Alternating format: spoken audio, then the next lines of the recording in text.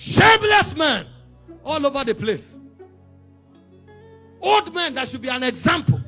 According to patterns of scripture, Paul said the older men are supposed to teach us values. The older women are supposed to teach values to the younger ones. But today, what a shame. You'll see old men lying on national television. And when you ask them what is their name, they say their name is Paul. You are Paul? You, Paul? Do you know who Paul is? Do you know who Paul? You don't have a name.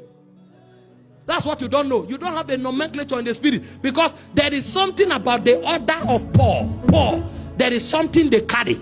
You say you are Enoch. Do you know who Enoch is? You are Daniel. Oh no. Maybe you don't know the meaning of names. If you go back to that tribe, they will reject you. Because you are a shame to that order. But these things happen when there are no witnesses. Paul was speaking. And he said, I die daily. I die daily. Because there are times when I forgo friends. There are times when I forgo businesses. There are times when I forgo opportunities. There are times when I forgo the things that should add value to my life for the sake of this gospel. And because I would have needed those things to progress physically, but because of the gospel I have to leave them. You see, I die daily. I die daily. If you study Hebrews chapter 11 from verse 35, he said widows received their dead back to life, and he entered the main business. He says some of them endured cruel mocking, and he said they were sawn asunder. He said they rejected deliverance that they may have a better resurrection. What do they know? What were they taught? What is the motivation of their own kind of Christianity? Because they know what it means to stand and say Jesus is Lord. For them it's not a language. For them it's a reality, and they will give everything to defend it. I've told you again and again, when Peter was to be crucified, he didn't say wait, I want to write a letter to my wife. There was no time. All the letters they wrote were to churches. They were overwhelmed by this truth, overwhelmed that you have to remind them of their personal things. Peter was married with children, but Peter was more passionate about the church in Galatia, about the church in Cappadocia. Those were the burdens of his spirit. And when they wanted to crucify him, he said, please, when you crucify me, don't face me up. I'm not worthy to be faced up. He said, turn me upside down. I can't be the way my master was. What did this man know? And this is not what apostles should do.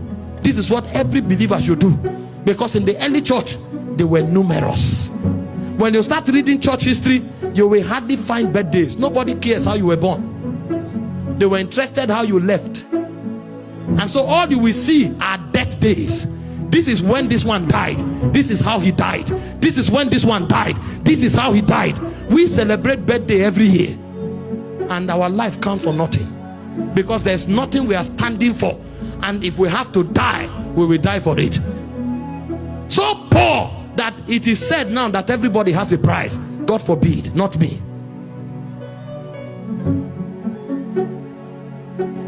A witness is a martyr.